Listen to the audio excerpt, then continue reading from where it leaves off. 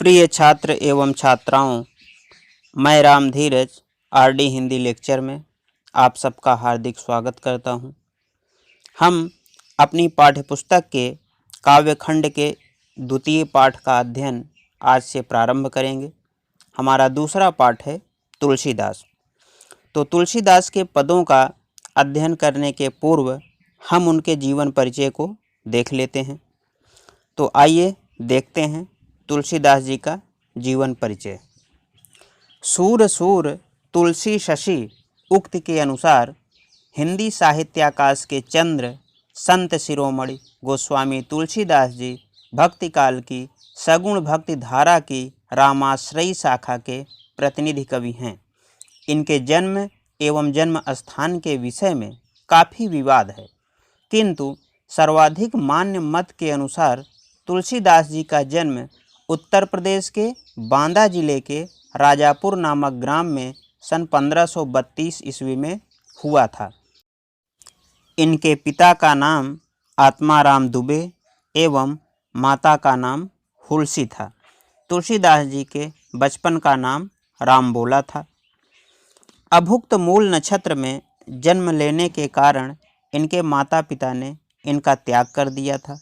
कवितावली में तुलसीदास जी लिखते हैं, मातु पिता जग जाय तजेओ विधिहु न लिखो कछु भाल भलाई।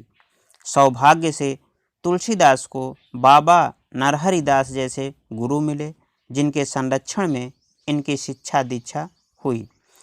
तुलसीदास जी का विवाह दीनबंधु पाठक की अत्यंत रूपवती कन्या रत्नावली से हुआ था, जिसके मधुर आक्षेप युक्त उपदेश से इन्हें वैराग्य हो गया। अस्थि चर्ममय देह मम तामे ऐसी प्रीति, ऐसी जो श्री राम मह होत न तौ भव भीति। विरक्त होकर तुलसीदास जी काशी चले गए और वहाँ के प्रसिद्ध आचार्य शेष सनातन से उन्होंने 15 वर्षों तक विभिन्न वेदांगों का अध्ययन किया।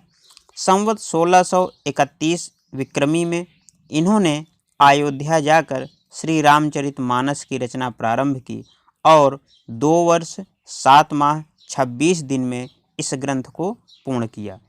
सन 1623 ईस्वी में तुलसी अपने शरीर का त्याग कर अपने आराध्य परम तत्व राम में लीन हो गए। इस संदर्भ में एक दोहा है, संवत 1680 असी गंग के तीर, श्रावण श्यामा तीज सनि तुलसी तजो शरीर। रचनाएं। तुलसीदास की 12 रचनाएं प्रामाणिक मानी जाती हैं, जिनमें प्रमुख हैं रामलला नहछु, वैराग्य संदीपनी, बरवय रामायण, पार्वती मंगल, जानकी मंगल, रामाज्ञा प्रश्नावली, दोहावली, कृष्ण गीतावली, गीतावली, रामचरितमानस, विनय पत्रिका और कवितावली। तुलसीदास की रचनाओं में रामचरितमानस का सर्वोच्च स्थान है। यह सदाचार की शिक्षा देने वाला उत्कृष्ट नीति ग्रंथ है, जिसमें ज्ञान, कर्म और भक्ति का विलक्षण संगम देखने को मिलता है। आइए अब हम इनकी काव्यगत विशेषताएं या इनके साहित्यिक परिचय को देख लेते हैं। तुलसीदास विलक्षण प्रतिभा संपन्न उत्कृष्ट कोटि के कवि, महान लोकनायक, समाज के दिशा निर्देशक तथा परम राम भक्त थे।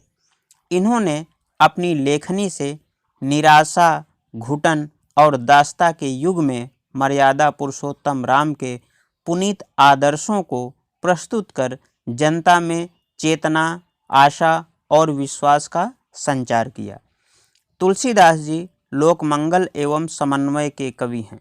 वे कहते हैं, कीरति भणिति भूति भल सोई, सुरसरि सम सब कर हित होई। अर्थात वही कीर्ति, यश, कविता और संपत्ति अच्छी होती है जो गंगा के समान सबका हित करने वाली होती है। इनके काव्य में ज्ञान, भक्ति, कर्म, व्यक्ति, समाज व विभिन्न भाषा सिद्धांतों का अद्भुत समन्वय हुआ है, जिसके कारण वे भारत में लोकनायक का पद प्राप्त कर सके हैं।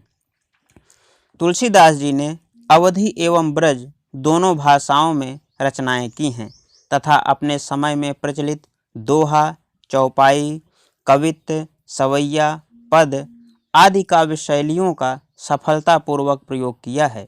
इनका संपूर्ण काव्य गेय है तथा संगीतात्मकता उसका प्रधान गुण है।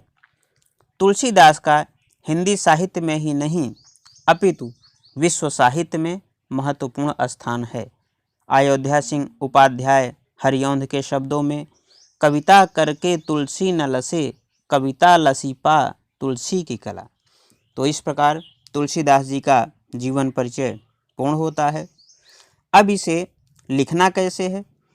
तो हाई स्कूल के जो भी परीक्षार्थी हैं वे तुलसीदास का अत्यंत संक्षिप्त जीवन परिचय लिखेंगे और उनकी किसी एक रचना का नाम बताएंगे, क्योंकि बोर्ड परीक्षा में यह प्रश्न लघुत्तरीय प्रश्न के रूप में 3 अंक का पूछा जाता है, जिसमें 2 अंक संक्षिप्त जीवन परिचय के लिए एवं 1 अंक किसी रचना का नाम बताने के लिए निर्धारित होता है।